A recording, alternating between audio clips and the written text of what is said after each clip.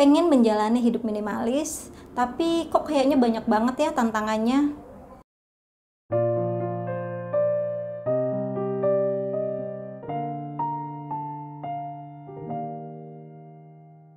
Assalamualaikum warahmatullahi wabarakatuh. Halo, alhamdulillahirrabbilalamin. Senang banget akhirnya hari ini bisa ketemu lagi di video baru.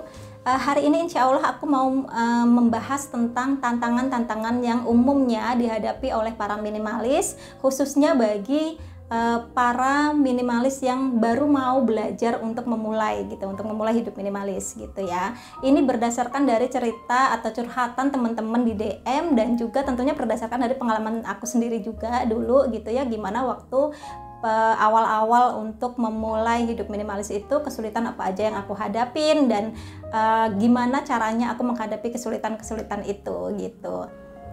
Belajar dan berlatih menjalani hidup minimalis itu adalah sebuah perjalanan yang panjang, proses yang nggak bisa instan. Karena dalam proses itu kita belajar untuk mengubah cara pandang atau mindset kita, belajar untuk mengubah habit selama kita ke dalam kebiasaan-kebiasaan yang baru gitu ya. Terus belajar untuk membedakan keinginan dan kebutuhan, belajar buat mengendalikan keinginan-keinginan kita yang mungkin dulunya terbiasa kita penuhi gitu aja gitu. Jadi memang prosesnya itu panjang gitu loh dan penuh pembelajaran gitu, dan di dalam proses itu pastinya banyak kesulitan-kesulitan juga yang kita hadapin gitu loh, yang beda-beda sesuai dengan situasi kita masing-masing gitu, kayak yang tadi udah aku jelasin gitu ya. Dan biasanya apa aja sih kendala-kendalanya yang dihadapin oleh orang-orang yang mau memulai hidup minimalis? Tantangan yang pertama yang biasanya dihadapin oleh orang yang mau memulai hidup minimalis itu ialah bingung mau memulai dari mana. Jadi banyak banget yang curhat ke aku kayak gitu, pengen banget loh memulai hidup minimalis, aku tuh tertarik banget buat menjalani hidup minimalis gitu, tapi bingung harus mulai dari mana, apa sih yang harus aku lakuin duluan gitu loh, aku tuh harus gimana gitu loh untuk memulai hidup minimalis. Tuh banyak banget yang nanya kayak gitu. Kalau berdasarkan dari pengalaman aku dan juga dari beberapa teman-teman yang juga menjalani hidup minimalis, biasanya hidup minimalis itu dimulai dari decluttering. Nah, tapi yang perlu dicatat, sebelum melakukan decluttering akan lebih baik kalau kita itu research dulu. Research itu maksudnya belajar. Belajar itu bisa dari buku-buku, bisa dari blog, konten, atau tanya langsung sama praktisi hidup minimalis gitu. Jadi kita tahu hidup minimalis itu seperti apa, terus kita tuh punya gambaran gitu loh, hidup minimalis itu seperti apa gitu loh. Ini penting buat supaya kita terhindar dari salah persepsi tentang hidup minimalis, karena faktanya banyak banget orang yang memulai hidup minimalis itu nggak benar-benar paham hidup minimalis itu seperti apa, dan akhirnya malah justru salah paham gitu. Selain belajar dari berbagai referensi, penting juga buat ngobrol sama diri sendiri, tanya sama diri sendiri, apa sih yang bikin tertarik untuk menjalani hidup minimalis? Hidup seperti apa sih yang pengen kita capai dengan menjalani hidup minimalis gitu? Tujuan kita tuh apa? Motivasi kita tuh apa gitu? Itu penting banget. Kenapa penting? Karena itu yang akan jadi bahan bakar kita untuk menjalani prosesnya nanti gitu. Karena seperti yang tadi aku bilang, bahwa menjalani hidup minimalis itu kan prosesnya panjang dan penuh pembelajaran gitu. Jadi akan ada masanya saat kita itu kadang capek, kadang kita tuh bosen, atau kita kehilangan motivasi, kita down gitu. Nah, saat kita punya tujuan yang jelas, kita punya motivasi yang jelas, itu akan jadi penyemangat kita buat kita bangkit lagi gitu. Terus ngobrol sama diri sendiri ini juga penting buat membangun kesadaran, karena hidup minimalis itu adalah cara hidup yang kita pilih dengan sadar. Jadi bukan sekedar ikut-ikutan, bukan sekedar ngikutin tren atau sekedar ngikutin orang lain gitu, tapi sebuah cara hidup yang memang kita pilih dengan sadar gitu. Boleh aja sih kita terinspirasi dari orang lain gitu, tapi tetap yang terpenting kita punya kesadaran sendiri gitu loh, bukan sekedar ikut-ikutan gitu, karena setiap orang itu punya kondisi yang beda-beda gitu loh, jadi kita nggak bisa plek-ketiplek ngikutin orang lain gitu. Oke, selanjutnya ialah decluttering. Nah, decluttering ini nggak harus langsung besar-besaran gitu ya, nggak harus langsung semua-muanya dibuang gitu, nggak harus kayak gitu. Justru menurut aku akan lebih bagus kalau kita itu melakukan decluttering itu sedikit demi sedikit, step by step, tapi kita lakukan secara rutin dan konsisten gitu. Nah, untuk teman-teman yang baru memulai untuk hidup minimalis, yang baru mau belajar untuk decluttering, kita bisa memulai dari barang-barang yang gampang untuk kita lepas. Contohnya nih, misalnya barang atau produk expired, bisa makanan, skincare, make up atau apapun itu yang expired, itu kan memang mau nggak mau harus kita lepas ya, dan pastinya gampang untuk kita lepas gitu. Bisa juga dari barang-barang yang rusak misalnya gitu loh. Kalau barang-barang yang rusak udah nggak bisa dibenerin atau memang kita udah nggak berniat untuk memperbaiki itu gitu loh, itu juga akan lebih mudah buat kita lepas. Terus kayak misalnya baju-baju yang kesempitan, sepatu yang kesempitan gitu-gitu, itu juga cenderung akan lebih gampang untuk kita lepas juga gitu. Jadi kita bisa belajar dari barang-barang yang gampang untuk kita lepasin gitu loh. Saat kita menemukan barang yang menurut kita berat untuk kita lepas, it's okay untuk kita istilahnya kita tunda dulu deh gitu loh, karena memang kita kan masih baru awal-awal nih, baru belajar gitu. Untuk cara melakukan declutteringnya ini tergantung dari kenyamanan masing-masing ya, karena kan banyak teknik untuk melakukan decluttering. Misalnya ada yang melakukan decluttering itu berdasarkan kategori. Misalnya nih, hari ini aku mau decluttering baju, terus besoknya sepatu, terus besoknya lagi misalnya buku, besoknya lagi skincare gitu. Jadi per kategori yang di declutter gitu loh, kita bikin list apa aja yang mau kita declutter, misalnya baju, sepatu dan lain-lain gitu loh. Itu kita lakukan per kategori. Ada juga yang melakukan decluttering itu per ruangan, kayak misalnya nih, oh minggu ini pokoknya aku fokusnya di kamar, barang-barang di kamar yang kira-kira udah nggak kepake, yang kira-kira mau aku singkirkan, aku singkirkan. Terus next minggu depan nih baru aku beralih ke ruang tamu.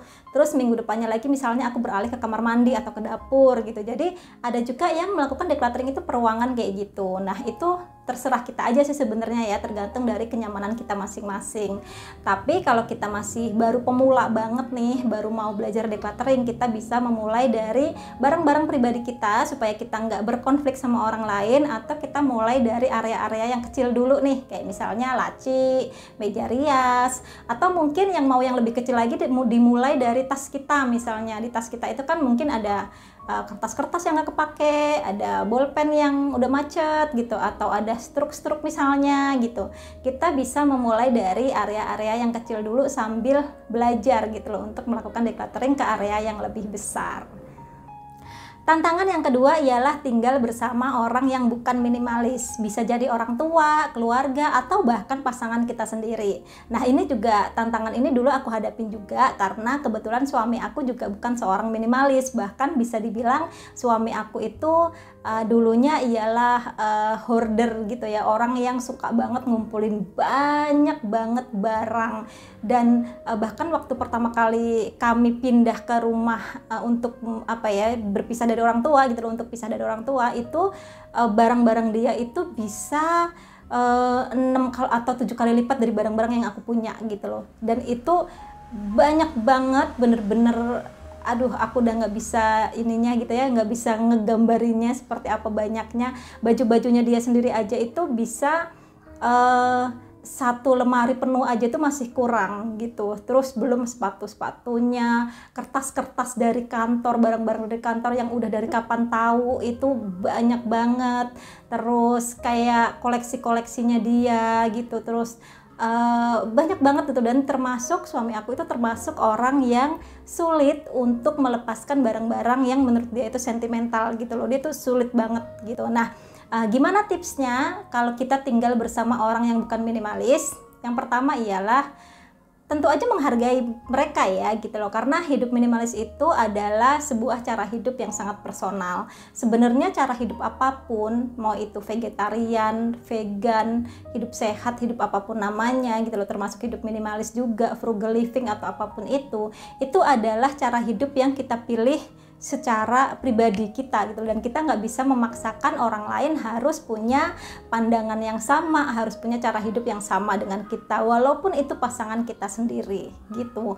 Jadi tetap kita harus menghargai orang lain gitu. Jadi dulu pun aku saat mendeclutter barang-barang yang suami aku masih berat untuk melepaskan, itu aku pasti melalui proses gitu, dengan ngasih edukasi ke dia tapi dengan cara yang nggak menggurui gitu ya, kayak misalnya diselipin obrolannya dalam obrolan sehari-hari waktu kita lagi bercanda, waktu lagi ngobrol santai gitu, jadi nggak kelihatan ngajarin gitu. Terus kayak misalnya cari pendekatan yang kira-kira masuk lah gitu loh ke pasangan kita, karena kan kita yang paling paham nih suami kita kayak gimana gitu ya, jadi kita yang paling tahu gimana caranya untuk ngobrol sama beliau gitu. Terus kalau misalnya kita tinggalnya sama orang tua juga, kita kan yang paling tahu nih orang tua kita karakternya kayak gimana, jadi kita yang paling tahu gimana cara mendekati mereka gitu. Dan salah satu prinsip yang aku jalanin juga, jangan sampai karena aku mempertahankan untuk menjalani hidup minimalis ini, jangan sampai melukai hati orang-orang yang aku sayangi atau aku hormati, termasuk suami dan juga orang tua aku gitu. Jadi tetap ngasih edukasi pelan-pelan, tetap menghormati mereka. Terus kita mulai dari diri kita sendiri gitu. Aku selalu mikirnya dari diriku sendiri aja tuh masih banyak yang perlu aku benahin gitu. Jadi istilahnya aku nggak fokus pada ngajarin orang gitu. Aku ngajarin diriku sendiri, aku melatih diriku sendiri, aku fokus sama perkembangan diriku sendiri.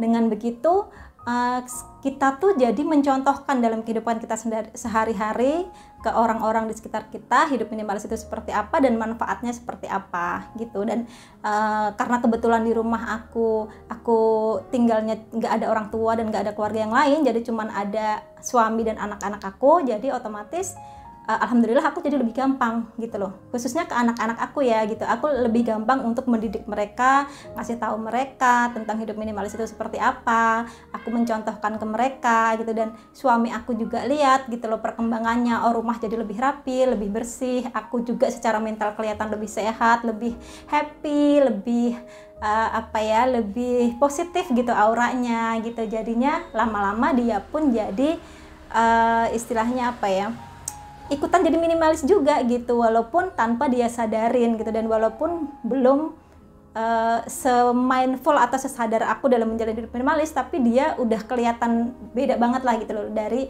waktu dulu gitu. Pelan-pelan dia ngikutin juga gaya hidup yang aku jalanin gitu. Jadi kalau kita tinggal sama orang yang belum menjadi seorang minimalis atau bukan seorang minimalis, kita tetap harus menghargai mereka.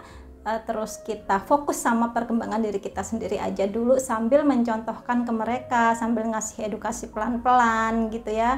Dan insya Allah mereka juga akan ngeliat kok benefitnya kayak gimana gitu. Jadi kita nggak bisa memaksakan cara hidup kita sama orang lain, kita fokusnya ke diri kita aja dulu gitu loh, karena diri kita sendiri aja masih banyak kok yang perlu dibenahin. Tantangan yang ketiga ialah terlalu mikirin apa komentar orang.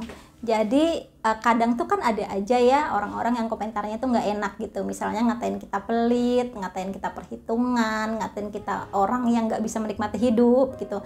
Atau ngatain kita misalnya bajunya kok itu mulu gitu. Ada juga yang DM ke aku itu cerita temannya datang ke rumah, terus temannya tuh komen gitu ya, kok rumahnya kosong banget, kok nggak punya ini, nggak punya itu gitu, misalnya kayak gitu. Dan merasa nggak nyaman dikomentarin kayak gitu karena kita ngerasa dianggap beda gitu loh sama orang-orang kebanyakan gitu. Dan kadang-kadang komentar yang gak enak itu datangnya bukan cuma dari temen atau dari orang luar, tapi juga dari orang-orang terdekat, kayak misalnya orang tua sendiri misalnya gitu. Misalnya ngomentarin, kok anakmu nggak dibeliin ini, nggak dibeliin itu, kok kamu nggak punya ini, nggak punya itu gitu, dibandingin sama anak yang lain misalnya gitu. Nah kadang-kadang hal-hal kayak gitu tuh mengganggu pikiran kita gitu. Nah kalau menurut aku ya anggap aja mereka belum paham, belum mengerti tentang hidup minimalis yang kita jalanin gitu. Kalau memang kita bisa menjelaskan ya jelaskan ke mereka, tapi kalau memang nggak dijelasin pun juga nggak apa-apa, karena memang kita kan juga nggak perlu menjelaskan tentang diri kita atau tentang apa yang kita pikirkan atau value yang kita pegang ke semua orang kan gitu. Yang penting kita sadar dengan pilihan hidup yang sudah kita pilih gitu loh. Kita sadar penuh dengan cara hidup minimalis yang kita pilih dan kita menjalankannya itu ya sudah diniatin lah gitu, kayak gitu. Jadi kalau misalnya ada komentar-komentar yang nggak enak ya senyumin aja, karena kita nggak bisa mengendalikan komentar orang lain. Yang bisa kita kendalikan ialah respon kita terhadap komentar itu.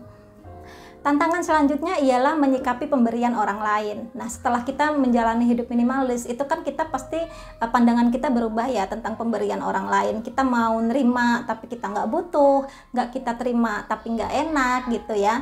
Nah, itu gimana cara nyikapinya? Ya kita bikin batasan gitu. Kita belajar untuk bilang enggak, tapi dengan cara yang santun, dengan cara yang nggak melukai hati orang itu. Dan kita punya batasan-batasan, kayak misalnya aku nih, untuk orang selain orang tua, aku akan coba untuk jelasin ke mereka dengan cara yang sehalus mungkin gitu, dan lihat situasinya juga gitu. Tapi kalau udah ke orang tua, memang aku dan suami itu punya prinsip untuk tidak melukai hati mereka, sebisa mungkin untuk menjaga hati beliau gitu. Nah, kita punya batasan-batasan itu gitu. Jadi paling enggak kita bisa membatasi jumlah barang-barang yang kita terima dari orang lain. Kalau memang kita bisa menolak secara halus, ya kita tolak secara halus, kita sampaikan dengan santun, dengan sopan gitu ya. Tapi kita lihat situasinya juga deh gitu, karena kan kita yang paling tahu nih orang yang kita hadapin ini seperti apa. Terus barangnya itu kira-kira kita butuh atau enggak, itu kan kita yang paling tahu gitu. Tapi paling enggak setelah kita menjalani hidup minimalis, kita bisa menentukan batasan-batasan, terus kita belajar untuk menolak dengan baik pemberian orang lain kalau memang kita nggak butuh. Nah, tantangan yang terakhir ialah kurang mau berproses. Banyak orang yang mau menjalani hidup minimalis tapi kurang mau berproses dan melatih diri, kurang mau belajar.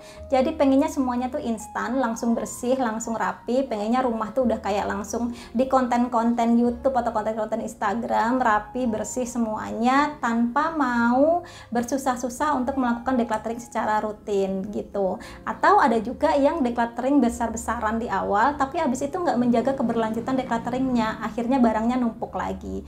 Atau ada juga yang melakukan decluttering di awal atau rajin melakukan decluttering tapi belanjanya juga rajin, akhirnya barangnya juga numpuk lagi gitu.